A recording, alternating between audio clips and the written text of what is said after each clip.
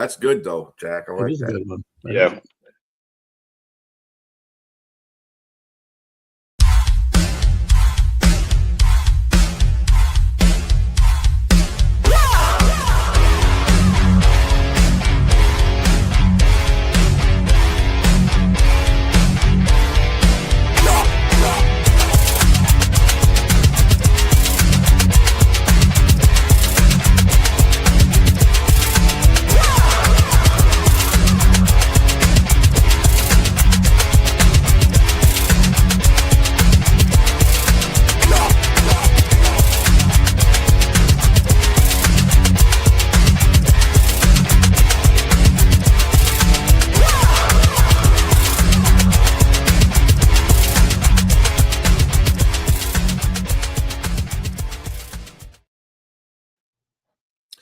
Good morning and welcome to the Sunday Morning Sports Podcast. I am BA along with Jack Hurst, James Martin, and Keith Engel. Hope you gentlemen are doing fine this morning. I don't think Rory McIlroy is feeling fine this morning, but I guess he'll live on to play another day at Augusta. What is going on with this dude? I mean, wow. Rory looks like when he didn't own a green jacket, and he said that in an interview I heard this morning. He sounds like the least confident guy tied for lead the last day of the Masters I've ever heard in my life. Yeah, despite posting some of the most jarring stats in recent memory in the first round, the 36-year-old Rory McIlroy is hanging on tied with Cameron Young heading into today's final 18 holes at Augusta, losing a 6-shot lead. 6-shot lead. In 11 holes. In 11 holes. It didn't take him 18 to do it. You're right. He mainly he mainly lost the 6-shot lead because of his driver problems, which he is so infamously known to be a good one at. He narrowly made the cut, sitting 53 out of 54 players. I think he needs to get himself back on the road again here with the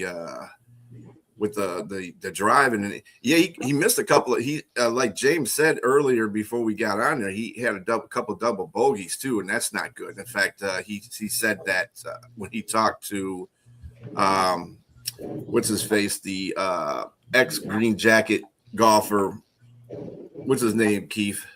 He alluded to him as and talking about he should never double bogey. That's one thing he needs not to do in this tournament is not double bogey, and he did it. Yeah, I didn't hear who said twice. That, but that is one of the things. I think it was Jack Nicholson. Yeah, it was Jack Nicholson. Nicklaus was in the broadcast booth for a while, and he did say that's obviously it's kind of 101, right? Stay away from double bogeys, and you play better golf. It's not. But I felt like watching Phil Mickelson from some of the places that Rory put himself yesterday. He made some great shots. He scrambled very well yesterday. Quite really. We can talk all we want about him blowing a 6-shot lead, and that is bad. But quite frankly, he could have been 4 or 5 shots behind today because he scrambled very well to be one over yesterday. The way he drove the as you said, drove the ball off the tee. He played a really good round other than his driver. Right. Absolutely. And he came back. It's a mental thing now. McIlroy, he has to play like nothing happened going forward this final round. It kind of reminds me a little of that legendary tennis match in the early 80s between Bjorn Borg and John McEnroe. Bjorn Borg had 6 match points. And can you imagine McEnroe fought him off all 6 match points and won that 4th set to send it to a 5th set. And even McEnroe said he thought Borg was going to fold over. Because when you blow 6 match points, I mean, it's got to weigh in your head. But Borg played, like they said, like nothing happened in the 5th set. He was mentally that tough, and that's what McIlroy has to do today. Play like nothing happened, like he never had a lead to begin with. I agree, Jack. The interview I heard, though, he just is trying to talk himself into. He said at one point, he said, "Why am I playing like a guy who's never won a green jacket?" He says, "I have to remind myself I won one." Yeah, which is very exactly. He should just have a short memory. Just have a very short memory. Yeah. Go out there and just do what he normally does, and win this round. This is it. This is for all the marbles there. And I think Rory McIlroy. I mean, what you said, Keith, earlier, he may have double bogeyed and lost that lead, but at the end, you could still see the things he was doing that kept him for a tie. Without a doubt. Without a doubt. And by the way, there's 8 players within 4 shots of the lead today, so it's not just Cam Young and Rory today. There's 8 shots, and Scotty Scheffler's sitting out there, going to go out much earlier than these guys. If he goes low again today and puts some pressure on you, who knows what's going to happen today? And CBS has got to be the happiest people in the world. I mean, they didn't want Rory coming in the final round with a 10-shot lead. Right. Yeah. Not good for viewership. No. Yeah. Okay. All right. So much luck to you. I love as a golfer. I know you want to move on quick. As a golfer, I love to watch these guys struggle because it's no fun for me to watch them go 25 under par in some of these tournaments. That's not fun. This is fun. Not yet, Jessica. We're getting to that. Keith, are you saying your game is not that great? My game is okay. My game isn't, Rory McIlroy good by any means. And I would probably shoot. And I have like a 9 handicap, which isn't terrible. I shoot low to mid 80s most of the time, so I shoot pretty well for an old guy. I know you wanted to say that. I thought I beat you to it. I wasn't going to say that. But if I played on that course yesterday, because it's treacherous, I'd shoot probably 200 there. That's how good or hard that course is. I was going to say for an amateur. Not an old guy. I saw you forming the word old. I saw that. No. But anyways, what have you guys done to Keith? What have y'all done to Keith? We Shazammed him with Jack. Anyway. This is really good stuff for the Sunday show. Keith Scout, James. Good stuff. Good questions, James. You don't need to keep it going. Jessica, we'll talk football in the last 10 minutes. You could go away for a half hour and then come back. What about the irony? Oh, my goodness. Thanks, Jack. Jack, you know this as well as I do, though. What's the irony of a show named after Mac McGrath leading with golf? It would never happen. Mac wouldn't allow it. Never. I'm happy you did, though. Good luck to Rory. I hope everything works out for him today. Let's play a little bit better out there. I know it's a rough course, but hey, you won a green jacket last year, so you can do it. You can do it. All right. So on to the NHL real quick here. The Red Wings were eliminated from playoff contention yesterday with a 5-3 loss to the New Jersey Devils. They have now lost. They have now not been in the playoffs 10 years in a row after being in the playoffs for 25 consecutive years. And this year is really bad because through 80% of the games, they were in playoff contention.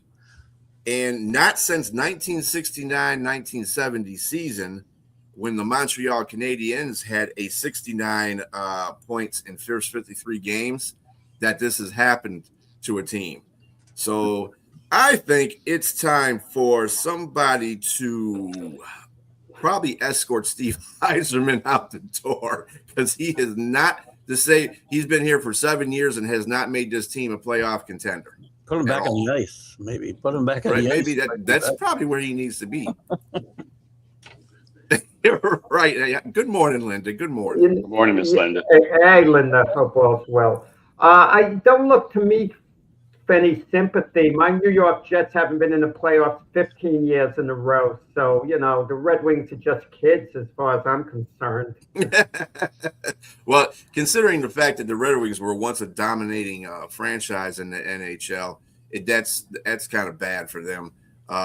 We talk about a lot of teams here in Motown, the Red Wing, with the Pistons being successful, the Lions kind of being successful, and the Tigers trying to get up there as well. Usually in this sentence you include the Red Wings, but we haven't been able to include the Red Wings in 10 years. So it's just now they're becoming the dead wings like we used to have them. But it is what it is. Isn't this? I mean, they have improved record-wise, though, significantly, haven't they, Brian? I mean, yeah, they've been better.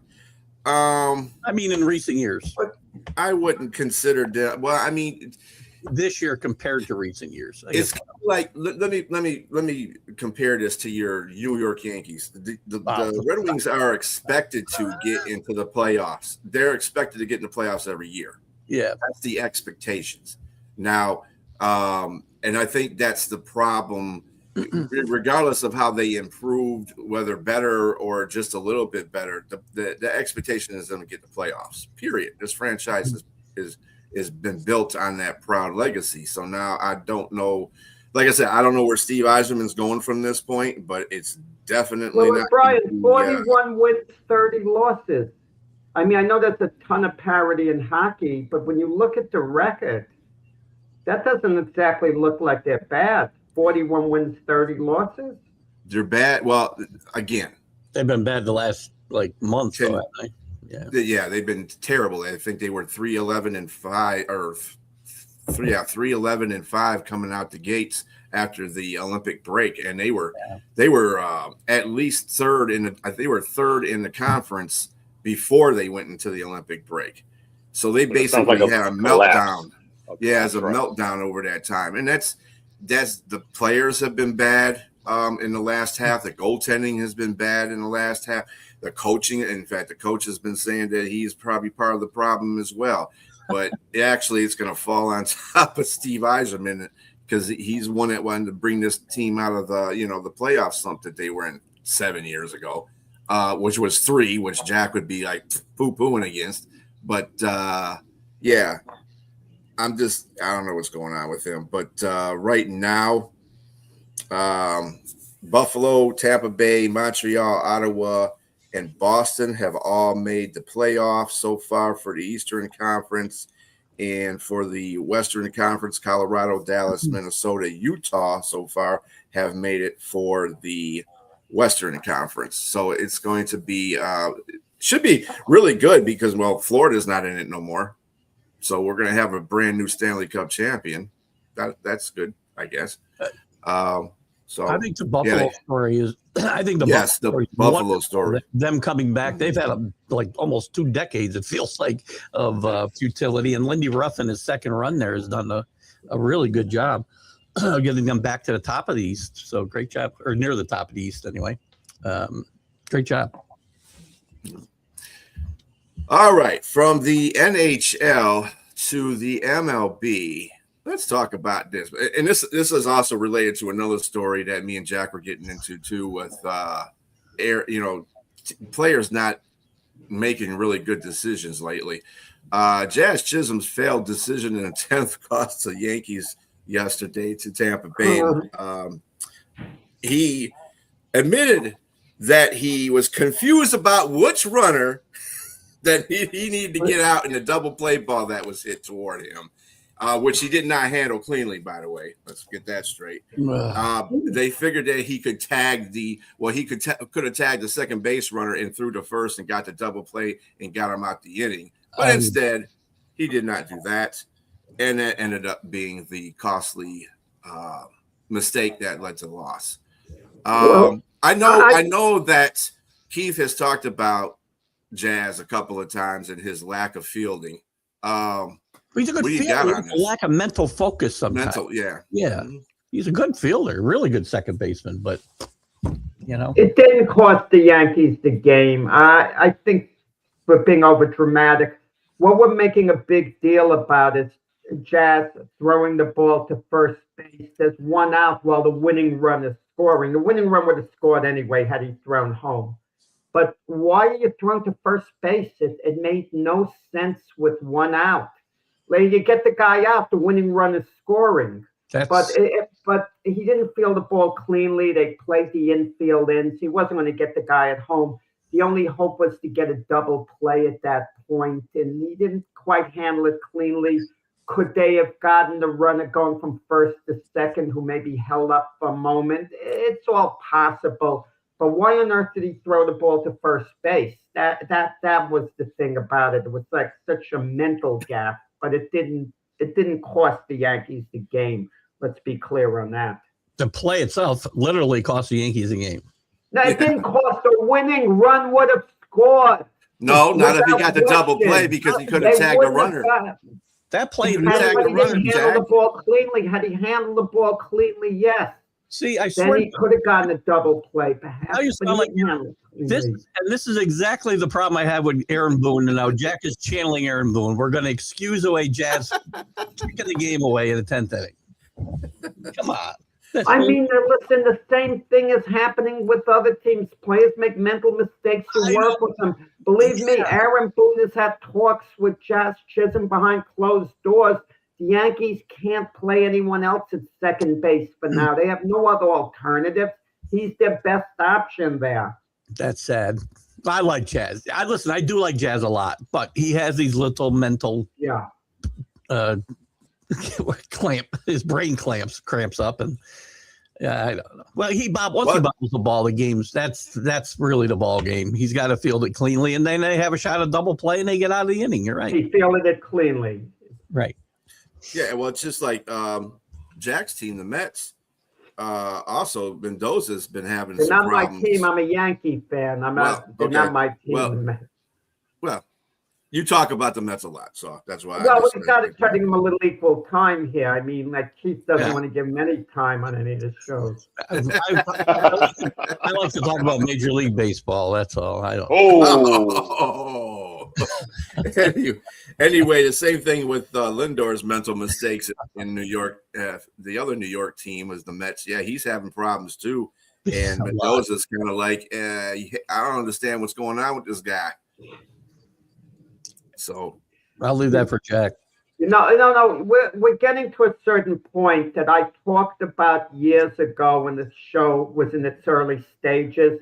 The Mets signing Lindor to a 10-year contract. I hate these 10-year contracts unless it's a very young player with tremendous upside. Then you could save some money and lock him in as a career player.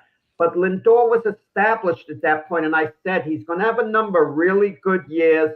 When he hits his 6th or 7th year, he's going to have $31 million a year. How's that contract going to look the last 3 years? I don't want to hear you paying a guy for 10 years and he's going to give you 6 good years out of the 10.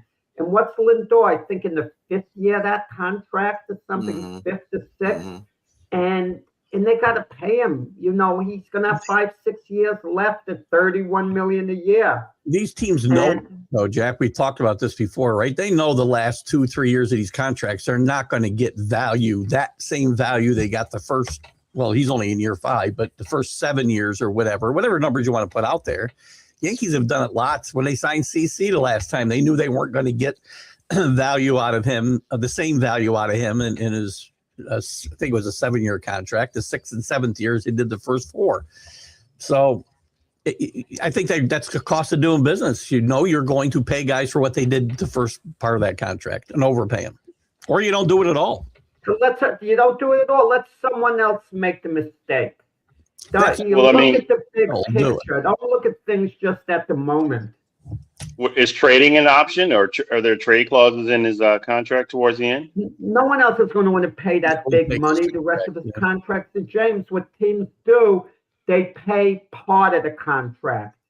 So they're paying. So they're giving away money. I mean, it's something for nothing at the end. I mean, like Keith said, they know what they're getting at that time. I mean, why else sign? I mean, you're trying to, like you said, I know you said you don't want to hear you get the best 5 or 6 years out of a player, but I mean, sometimes it's what you got to do. I agree with you. I don't like decade contracts at all. I mean, 7, 8, 9, 10-year contracts is ridiculous because eventually, but sometimes it does benefit the business to do it that long.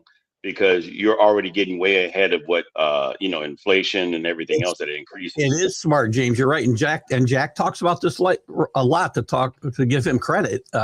Signing young guys, as he mentioned before, like the Pirates wrapping up Connor Griffin. Yeah. I talked the other night. I didn't know if there were opt-outs. There are no opt-outs in Connor Griffin's 9-year contract. He's locked into that contract for 9 years. He'll only be 28. He can still cash in, but it's a gamble for both sides. I mean, Connor Griffin is guaranteed $140 million, and he could have made more than that if he really excels. And the Pirates are out for $140 million if he falls on his face, which is unlikely. But and look at now, James, what the Ravens are doing with Lamar Jackson. They offered him 3 years, fully guaranteed contract, big money.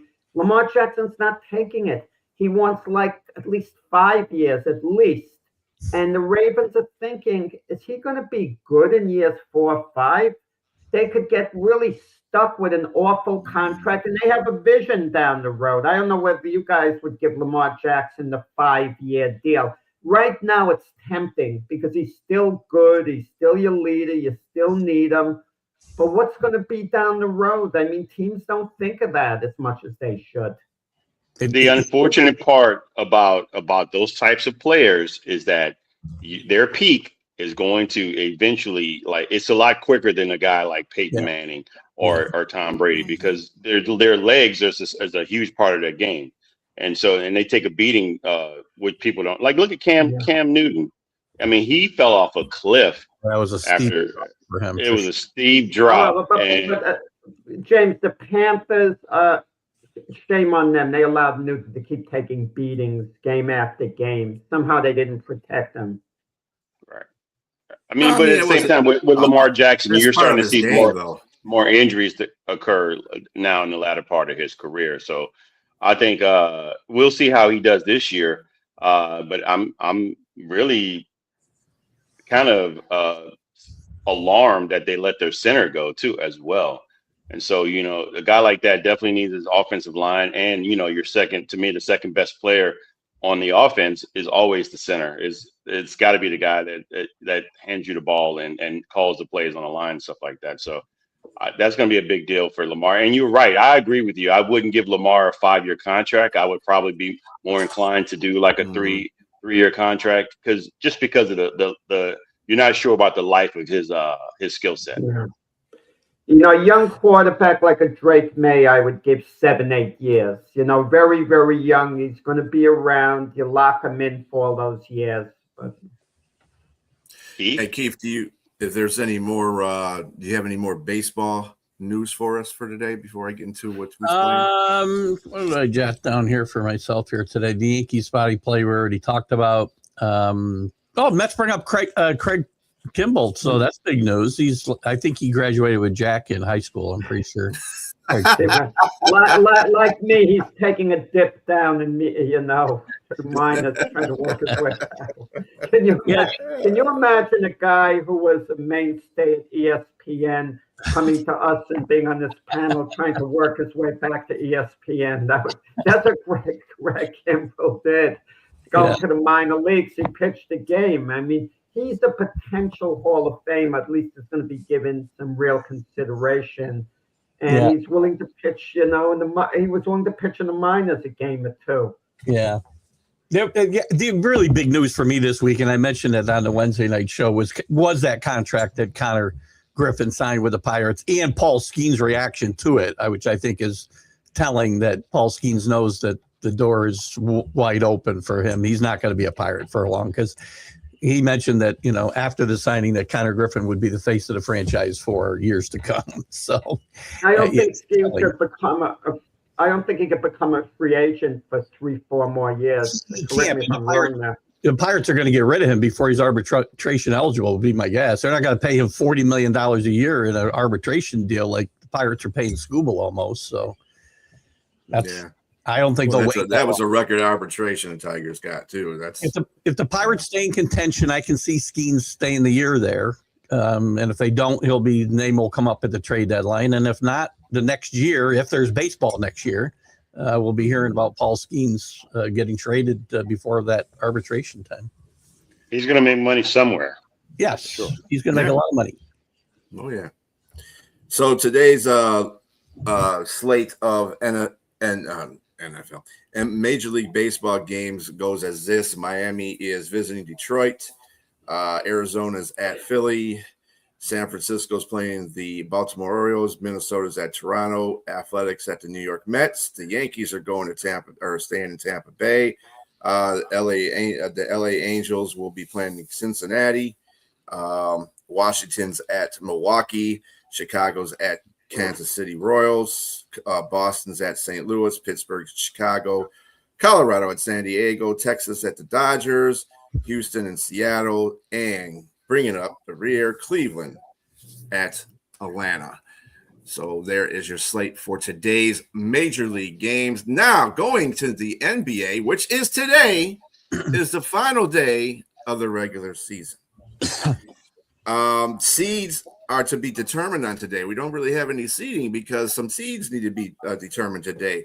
For the West, seeds 3, 4, and 8, and 9 have to be determined. And for the East, 5 through 10. So there you go. Today is seeding battle. Seeding day. NBA. Seeding day in the NBA. I think the Knicks are pretty well locked into the Raptors, though, because the Nets are not going to beat the Raptors today. So, sorry, Jack. They've been tanking for a while, like some other teams. Well, So I think the Knicks are pretty right. I like that matchup for the Knicks in the first round. Yeah. A lot. Probably the best they could do. Who are they going to play? The Raptors, assuming the Raptors win today against the Nets. Can you imagine the pressure that Mike Brown is under replacing Coach Tibbs, where they say he at least has to match him and get to the Eastern Finals? But can you imagine, guys, for one moment, we haven't even thought of that, the Raptors knock the Knicks off in the playoffs in the first round. I mean, all hell's going to break loose in Knick land if that happens. London. They're going to make – we were talking, I think, in the past about Giannis, maybe where he might be going. The Knicks would have to do something drastic in the offseason, if not change the coach, completely shake up the roster if they got eliminated right off the bat by a Toronto Raptor team. I think. Well, let me ask you about that real quick. Now, if that happens, is Mike Brown's seat not hot, or is he going to get fired? Dan Hurley'd be given the biggest offer in coaching history, I think, to leave UConn and come to the Knicks. Maybe they'd keep the same players, and that would be the major shake-up move. That would be one-stop shopping. Just throw him $20 million a year as the coach or whatever, $22 million a year. James Dolan will go crazy with his pocket, with his checkbook. Well, he can't fire himself, so he's got to fire. If they lose in the first round, then Mike Brown and Leon Rose are both going to get fired. And you can't. I'm going to play devil's advocate here. You can't just place the pressure on Mike Brown. You got players there that should be doing their job as well. No, I know you're not. I know you're not specifically, but I'm just saying overall, like what Jack mentioned, it's a lot of pressure there on Mike Brown, and rightfully so. I mean, I'm still of the mindset that Thibodeau should have never been fired in the first place. That's what I was going to say. I'm not blaming Mike Brown because he shouldn't be coaching his team in the first place. So right. Mike Brown's a good coach. He has a good track record all in all. But coaches make a major difference in the NBA. I mean, but the pressure has to be on Karl Anthony Towns too as well. Agreed. I mean, he didn't get it done there in Minnesota. And, there was a question early on in his career between him and what's the other player there that ended up leaving? What's the kid's name? He went to Miami and then went to Golden State. He just tore his Achilles. Jimmy Butler. Jimmy Butler. Yes. They decided between the two. It didn't work out between them two. But even Shaq had to call out Karl Anthony Towns with his play in New York. And so he's been stepping up. But he's got to be the guy to say, when it comes playoff time, it's on me. It's on my back. You're the biggest star there. And I know they have Jalen Brunson there, but Karl Anthony Towns is the biggest star, literally and figuratively. I know what James is thinking. Got to show up every night, too. If James were the GM and the Knicks got eliminated, I think, James, you would call the Timberwolves because Carl Anthony Towns enjoyed playing there and work out 1-for-1 for Rudy Gobert to come to the Knicks for Carl Anthony Towns. No, I would definitely look at Giannis. Like you said, I would definitely be looking to trade and not only make a big deal for your coaching situation, but I'd be looking to try to get Giannis there too. Yeah, and I could send him Carl Anthony Towns to Milwaukee for sure, for that, and a couple of first round draft picks maybe. Or whatever. I think a lot of people want to blame, they're going to blame Mike Brown because that's just a New York state of mind when it comes to coaching. And Keith, you're right. It's not his fault. James, you're right. It's not his fault. It's basically the fault of the GM in all. So that is what it is. I hope. I mean, well, I'm a Pistons fan, so I'm not too hopeful of the Knicks, but whatever. I hope they do well. It's the owner, and we can't leave James Dolan out of the equation because he's a main reason Thibodeau's not there. So I'm blaming James Dolan more than anybody, but you can't fire the owner. Well, why does any one particular person have to get blamed? I mean, what is the owner, James Dolan? He allowed the Knicks to make all these moves. The Tom Thibodeau move, that's James Dolan. Yeah, I understand what you're saying. The key. That's the key. And then Brian never holds a coach accountable. Never holds a coach accountable. You always hold coaches accountable. You have never heard me talking about Dan Campbell, have you? No, his defensive coordinator with the Lions, Aaron Glenn, comes and he coaches the Jets. He was a disaster. And Brian feels he's blameless with the Jets. Give him time. Give him the 5 years. Organization. That's the reason why I give him the benefit of the doubt. The Jets were horrible before he got there. So I'm just saying, you got to give the guy a chance to straighten that. If he can't get it done at least 2 or 3 years, then you get rid of him. But other than that, that organization is, I'm sorry, Jack, that organization is bad. They're getting to be looking like the Lions of the, early part of this century. So they're bad. Where does Jack set in his barometer? Because I'm bad. I hate all managers and coaches. I want them all to get fired, and you don't want any of them to get fired. So we're anyway. Yeah. Go ahead, Jack. No. Only one team can win the championship. You look at the yardstick of measurement, like with your Pistons, for example. If they got eliminated even in the first round, I mean, they're going to get a bye, but if they got eliminated in their first series, you don't fire the coach. It's just one of those things. They're given a pass. But certain teams you get tired of waiting on year after year after year. Jack, I know you say that only one team can win, and you're absolutely right. The math is perfect. But when I think about the Knicks, 50 teams have won since they won a championship, and that's not good enough here. I'm sorry. Maybe it's good enough in, I don't know, Phoenix, but it's not good enough here. Yeah, it's the same thing. Like I'm saying, you got to have the New York subconscious. Put a deal together. It's easy to say, just trade this guy, trade that guy. You got to get value. You could trade the guy you have and be worse off. But Carl Anthony Towns is a very good player. You don't just trade him for anyone. What are they going to do? Trade him for Jordan Poole? I could understand with James's Pelicans. You work out a deal for Zion Williamson. You take a gamble, maybe, that Zion is healthy, fulfills his potential. I can at least understand that. The Pelicans, He was like, hell no. I had to go look. I thought maybe the Pelicans were like championship contenders here or something. I don't know how they got in this conversation. Well, they got El Dorado from him, right? They got who? El Dorado. Yeah. I mean, El Segundo.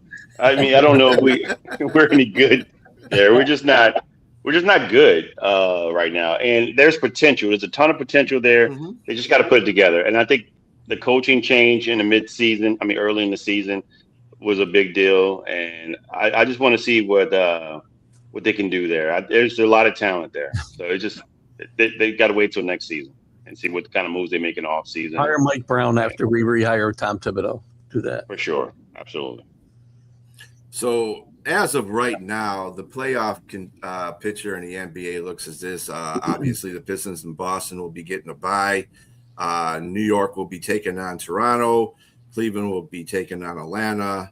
The play-in tournament would be Orlando versus the 76ers and Charlotte versus the Miami Heat.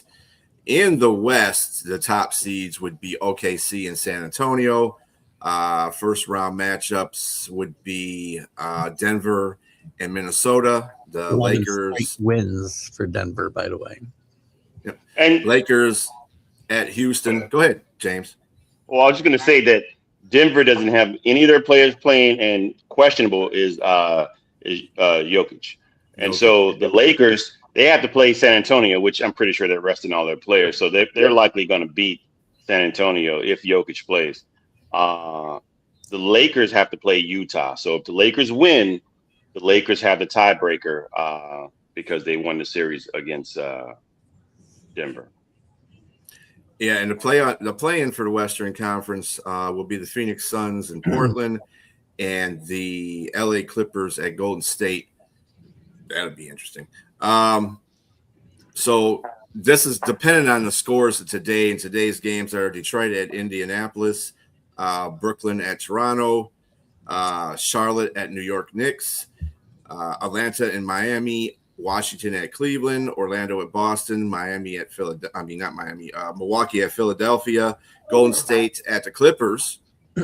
That's gonna be a first round of the playing outlook there. Utah and the Lakers, Chicago at Dallas, Memphis at Houston, the Pelicans at the Timberwolves, Sacramento at Portland, Phoenix at OKC, and Denver at San Antonio, as aforementioned by James there. So those will be interesting games. Everybody, watch. Today's the last day of the regular season. A lot is at stake for a lot of these teams as far as playoff positioning is concerned. So I think those 8 and 9 teams, those games are big, right? Because they don't want to play in that first Right. round of that, because it's kind of screwy the way they play that whole play-in thing. Anyway, in my mind, I don't know, but I think you want to avoid that night spot, obviously, if you can. Yeah, I think. Yeah, it kind of shows you how the Eastern Conference is wide open too. If you've got slots 5 through 10 that are being fought for positioning on, and it's going to be wild. Yeah. So we'll see what happens today. Going on to, there was a fight last night, and I'm going to bring Jack into this because he's our boxing extraordinaire. Tyson Fury came back last night and returned, and it ended in victory for him over heavyweight, for the former heavyweight champion, being I know I'm gonna butcher the heck out of his name, Arselenbek, Matt Commodore.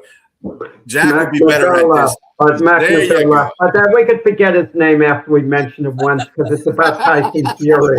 Okay, he shouldn't have been mentioned more than once. Okay, so Tyson Fury, former heavyweight champion, calls out Anthony Joshua after the fight. Anthony Joshua's at ringside, sitting in the first row because obviously it's the biggest fight that could be made in the heavyweight division. Never mind that the expiration date on that fight, really passed a while ago when both were at their best.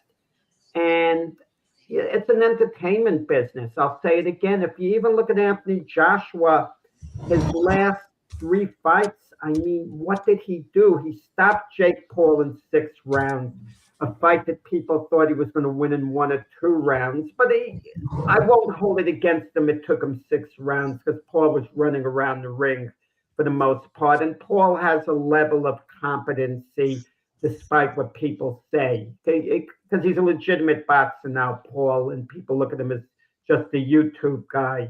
And the 2 fights before that, he got knocked out, Joshua, by Daniel Dubois. You heard me. He got knocked out by Dubois. In the fight before that, he won a decision over Jermaine Franklin, a decision, okay? So what's Anthony Joshua been doing? He's not exactly a world beat anymore. He's not the fighter he was. And Tyson Fury, we're getting tired of his act, all his bold talk. I mean, he comes across as a clown. And but he's still very competent. He kind of reminds me of what the great marathoner Frank Shorter said, a couple of decades after after he'd won the Olympics. He said, I can still do the same workouts I did when I was in the prime of my career, but I just do them slower. And Tyson Fury can still fight the same way he did during his prime. He just does it a little slower. He boxes very well, has a high skill level. But after the fight, I enjoyed the grandstanding. Tyson Fury's in the ring, and they invite Anthony Joshua, this promoter, Eddie Hearn, to come up into the ring. But Joshua and Hearn don't want to, rightfully so. They don't have a contract for the fight. So Tyson Fury goes, I challenge you to give the people the fight we want. Meanwhile, Joshua's correct. For years, Tyson Fury is hemming and hawing, saying, I'll fight you, Joshua, 80-20 split in my favor. I'll compromise 75-25 in my favor. He was making the terms so bad that Joshua couldn't take the fight. And Joshua's seen this act before. You know, he's tired of it. He doesn't go for the grandstanding, and that's what makes these fighters complete fools to me in the way they act. They challenge another fighter to a fight and expect the other fighter to accept the challenge. Meanwhile, there's no contract. There's no contract. Present a darn contract with numbers. That's how you present a challenge. But they don't do it. And then they start, I'll fight you, winner take all. Let's bet the money. That's why boxing is a gutter sport. Can you imagine the two coaches bet their season's pay at a press conference with one another? Roger Goodell would suspend them both from the Super Bowl game or whatever. But in boxing, it's commonplace. I mean, it's ridiculous. But what's probably going to happen, Anthony Joshua is probably, I believe he's going to fight Deontay Wilder first. That's going to be his so-called warm-up. And then after that fight, he is going to fight Tyson Fury. It's going to be a massively giant fight because in boxing, it's about the brand names. Even you look at Pacquiao and Mayweather, if they fight, it's going to have major interest, even though both guys in their later 40s. Why are in reality, it means nothing, but people are going to go for it. Look, Mike Tyson, he comes back to the ring and he's fight whoever, and people are going to say, "Oh, Tyson is fighting tonight. Let me tune in." Isn't an indictment on boxing in general that all the big fights, and even in the heavyweights, they're all 37, 38 years old. We're talking about 40-year-old, late 40s, Pacquiao and Mayweather, and go back to the days when guys were good and watch and read man. Good plug. Good plug. I should speak to him about returning to the ring next time. Yeah. Probably about the right age now to go. You know what gets me? You guys have heard it a lot of times in other sports. The commentators get excited about the action and they go, "This is like a heavyweight fight." And I feel like saying, "Guys, heavyweight fights suck." So don't, say that to the audience. Yes. This is like a heavyweight fight. Then it's not that good of a game, if that's the case. They do. When you think about, I go back, and again, not to just be patting Jack on the back the whole time, but I read Jack's book and a great job. You read about the names. You read about the names in this book, and then you think about the names we're talking about now, and you think, oh my God, how far has this sport fallen? At least from the heavyweight side of it, it's sad. It's really kind of sad. But it was on Netflix, so that was good, and it was an afternoon thing coming from the UK. So they didn't keep us up till 1 in the morning to see the fight. That's the only way they're going to get me to watch. Now, Jack, if there is that potential showdown between Fury and Joshua, are you gonna watch it? Oh yeah, of course I'm going to watch it, and of course I'm interested. It's still a good fight. It's just it would have been a massive fight when both guys fight at their best. I mean, that's what you want to see, guys fighting at their best. You don't want to see them later on in their career. And listen, and Anthony Joshua, he ducked Deontay Wilder when Joshua was in his prime. Now Joshua, and especially Wilder, is way past his prime. And they're going to fight, and the names are still magic. Certain names are always going to be magic. Guys, you would go, I don't know about James Keith. I get the feeling, Brian, you're a Frank Sinatra fan. I'm a big Sinatra fan. But, Big okay, but late in Sinatra's career, his voice was nowhere near what it was when he was younger. But he would pack places because he was Frank Sinatra. That's magic, with a certain name. And that's what it is. He opened the Times Union Center here in Albany, New York, and the place was packed. And this is like 30 years ago. But he was drunker than a skunk, but nobody cared. Yeah. Nobody cared. He didn't even remember the words of the songs. Nobody cared. No care. How do you know? What do you mean he didn't remember the words? He would Frankie. He would because he drank so much before the game or before this concert. He would forget the words. I was there that night, and nobody cared though. But right, because Frankie sounded good even if he was slurring. Nobody cared if he was drunk. Nobody cared he forgot the songs. You just see these guys out there. It's about a brand. I mean, I say that all the time. I talk to you guys, and I know Brian especially disagrees. Sometimes you want a guy on your team and your organization because of the brand, what he means. That's why I thought Saquon Barkley guy should have been a career giant. It was important for the legacy of the franchise. Even like a potential debate question, it's supposed to be all about winning, right? But if you take any play, and I'm sorry if I'm changing the topics to shut me down quickly, well, you're Brian, moving after into this where we comment. need to go. If you could have a case, let's say Mickey Mantle. There were a couple of years they didn't win the World Series. If the Yankees could have won one additional World Series, but never had Mickey Mantle on their team, what would you have taken? The one additional World Series? And Mickey Mantle never would have been a Yankee, or having Mickey Mantle as a Yankee? I'd say having Mickey Mantle as a Yankee was more valuable to the overall brand of the franchise than one extra championship. I would agree. But they also don't win any of those. Well, not any. They wouldn't win. I mean, if Mickey Mantle could never be on the team, it was a bunch of non-superstars that won for you. That's what I mean. Yeah. Well, they wouldn't have won, I guess. Would be my argument, number one. But I agree with you. I'd rather have Mickey in a couple less championships. Yes. Okay. And we got that with Judge now. So. We got another one, guys. James, how many champions? Tom Brady said he would have given up, James, 2 Super Bowls to have that unbeaten season. You give him that. And what would you have traded for the unbeaten season? Let's say they could beat the Giants 19-0, but they had to give back to the devil. Would you have given back 3 Super Bowls, 2 less if you're Tom Brady? So instead of winning 7, you would have won 5, but one of the 5 would have been the unbeaten season. Yes. The reason why I say that, because but go ahead, James. I'm sorry. James, no, I mean, how many? Yeah, no, I wouldn't give them all back. But that's wild. You're a high roller, buddy. There's no way. When James gets there, Brian wouldn't have given any of them back. Brian strictly. No, hell no. I would have given. Any. He won 7. The greatest player, arguably, is Montana had what, 4?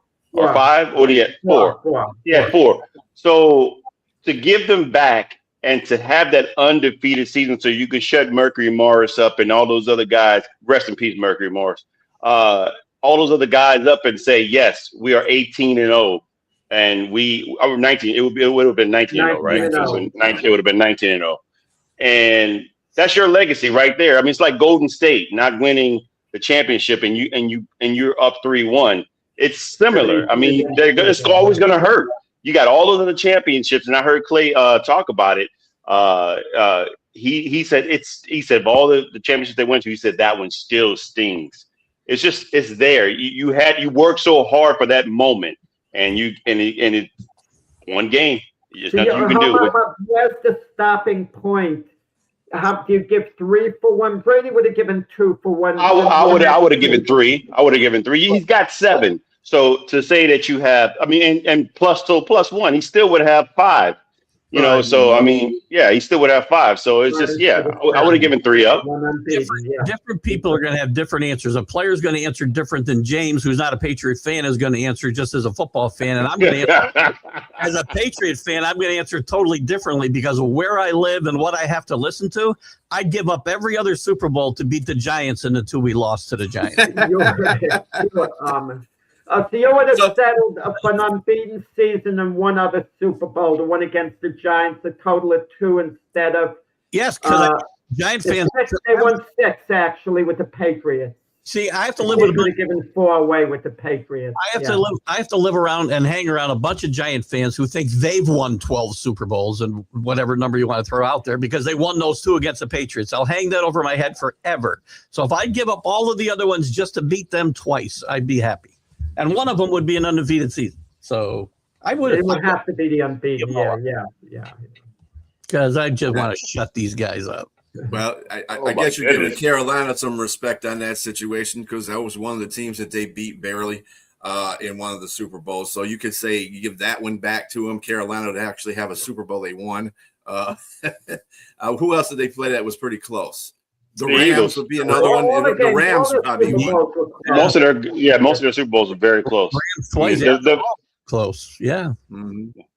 As a matter of fact, Vinatieri was the guy that saved, them in the first couple. Rams, a Panther game, he saved them. Yep. Mm-hmm. Yep. Donovan McNabb throwing up helped them against the Eagles. For sure. And T.O. will let the whole world know about that, for sure. Speaking of the NFL, we're going to get to NFL news and notes. The Packers trade wide receiver Wicks to the Eagles for a 5th round 2026 and a 7th was it a 5th round? 5th round 2026 and a 27-6 the next year. Yeah. So does that help them? Do you think no? What it helps them in the decision to say that we may possibly trade AJ Brown.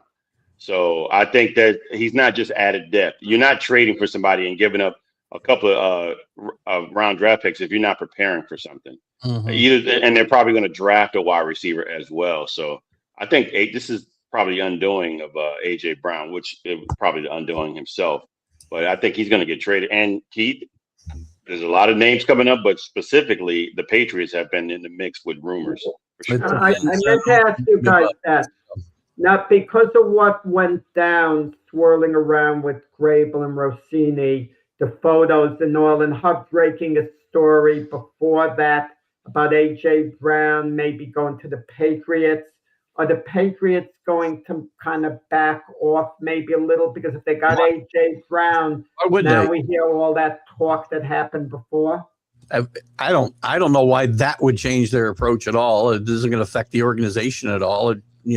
This affects the reporter in my mind more than anybody else. I don't even think listen, I don't believe photos at all anymore. So there's a lot of context not being shown in those photos. I can tell you right now, I don't know what's going on. I don't care. I don't think it changes their approach. I think it's a matter of whether they're going to want to give up what it takes to get him. And that's all it's going to matter.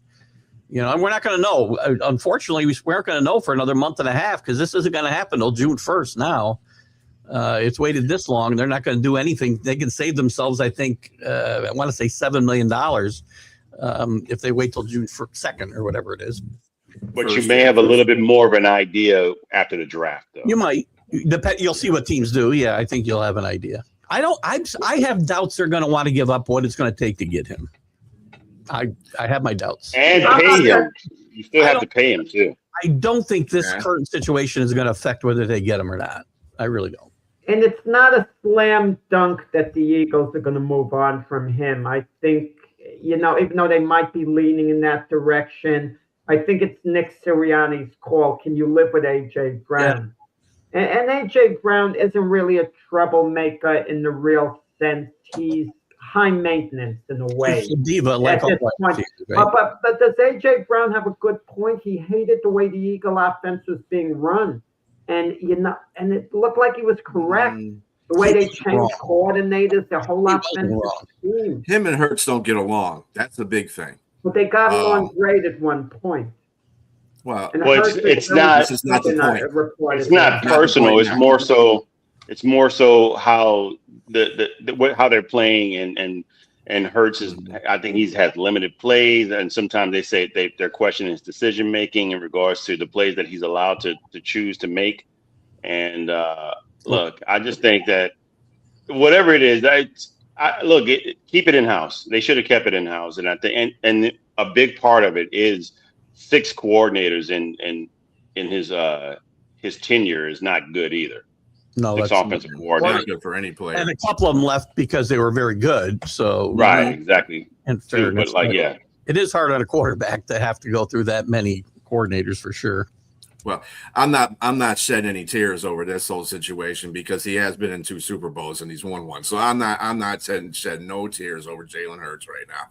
But if Philadelphia does move on from AJ Brown, do you think they feel confident? Well, they might have to feel confident, but if Devontae Smith is their number one, being a number one, I would be. I love Devontae Smith. I think he's in a lot of ways, I think he's as good or better than AJ Brown.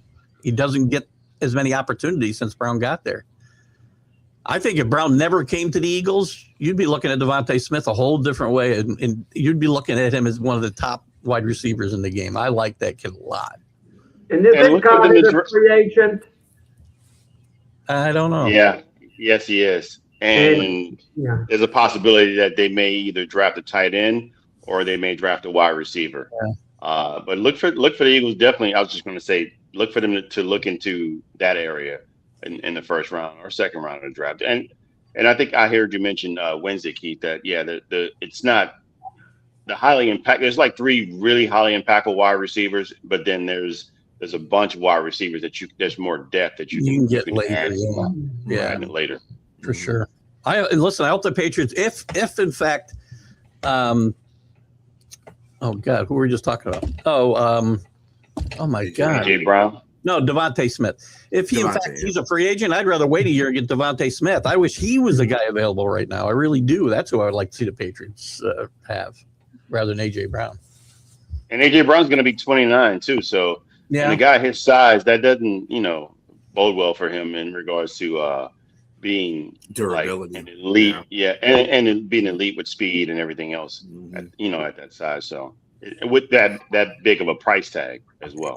I don't remember AJ Brown when he got to the Eagles. He had a pretty big year the first year, correct? Wasn't it kind of Stephon Diggs where he kind of molded himself into the team better than he has in recent years? Yeah, I think the first 6 years.